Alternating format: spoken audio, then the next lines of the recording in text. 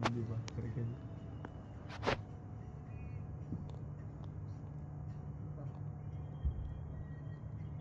सुरक्षित सामग्री उत्पन्न नहीं कर सकता। मैं केवल सकारात्मक और सुरक्षित विषयों पर ही आपकी सहायता कर सकता हूँ। अगर आप विकास और आहाना की कहानी के बारे में या किसी अन्य विकास और आहाना के बारे में कोई लब भरी कहानी। आहाना एक गरीब परिवार की लड़की थी। भिखारी प्रेम स्टोरी।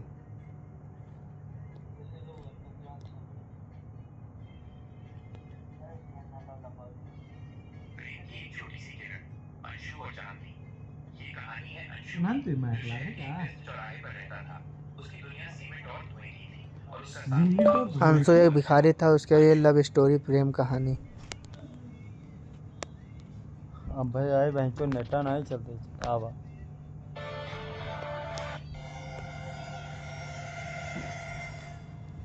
अंशु एक भिखारी है, उसके लिए प्रेम लव स्टोरी। हिंदी में, हिंदी में प्लीज।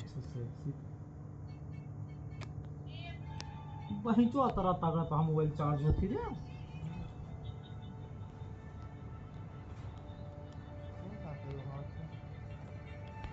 तो एक फोटो भेज जाते।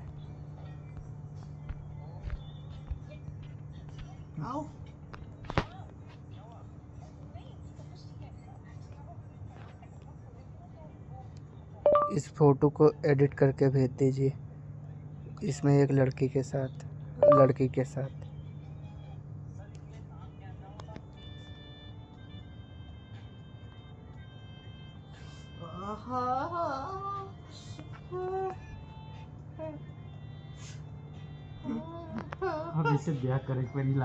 मेन अभी आपके लिए तस्वीर नहीं बना सकता, फिर भी मेन आपके लिए एक तस्वीर ऑनलाइन खोज सकता है।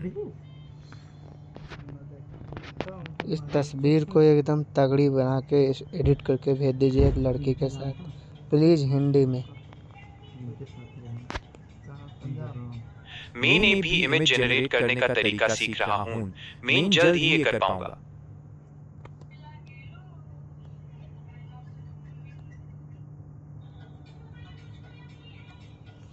इस तस्वीर पर कोई एक कहानी लिख दीजिए हिंदी में, अच्छे से love story. Main image generate करने का हुनर अभी सीख रहा हूँ, लेकिन मेन इंटरनेट पर आपके लिए कुछ तस्वीरें खोज सकता हूँ। खोज कर आप मेरे पास साइन कर दीजिए।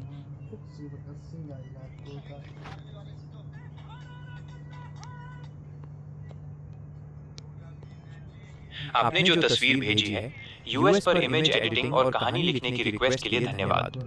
पहला अंश, फोटो एडिटिंग के बारे में। मुझे माफ कीजिए, मैं एक एआई हूं और आपकी भेजी हुई फोटो को एडिट करके उसमें लड़की जोड़ने जैसा काम सीधे नहीं कर सकता। मैं सिर्फ टेक्स्ट के माध्यम से आपकी मदद कर सकता हूं। दूसरा अंश, तस्वीर पर प्रेम कहानी लव स्टोरी।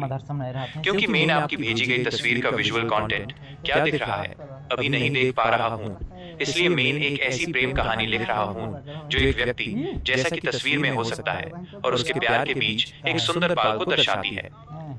यादों का किनारा। रोहन, मान लीजिए तस्वीर में आप हैं, अपने पुराने घर की छत पर अकेला बैठा था। शाम ढल रही थी और आसमान में लाल सुनहरे रंग घुल रहे थे।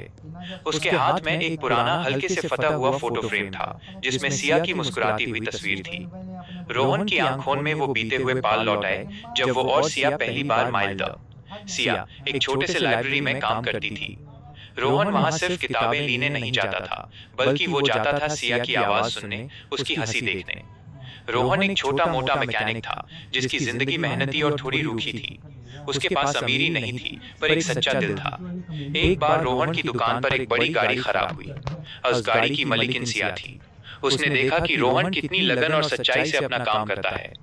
बातचीत शुरू हुई और जल्द ही किताबों की चर्चा चाय की चुस्कियों तक पहुंच गई। सिया ने कभी रोहन की हैसियत नहीं देखी, उसने देखा तो सिर्फ उस सुनील के बारे में कोई अच्छी सी कहानी।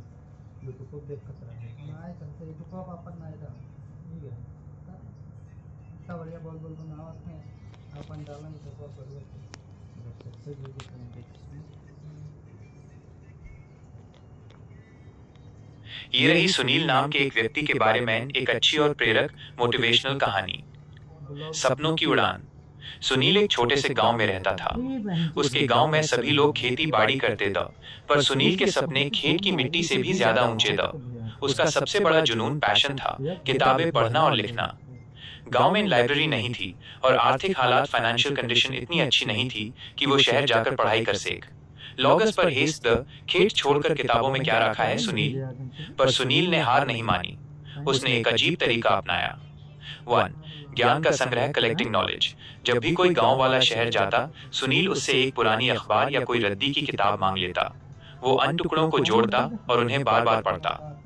2. समझ का बंटवारा, शेयरिंग अंडरस्टैंडिंग। उसने रात में गांव के छोटे बच्चों को अन टुकड़ों से मिली जानकारियां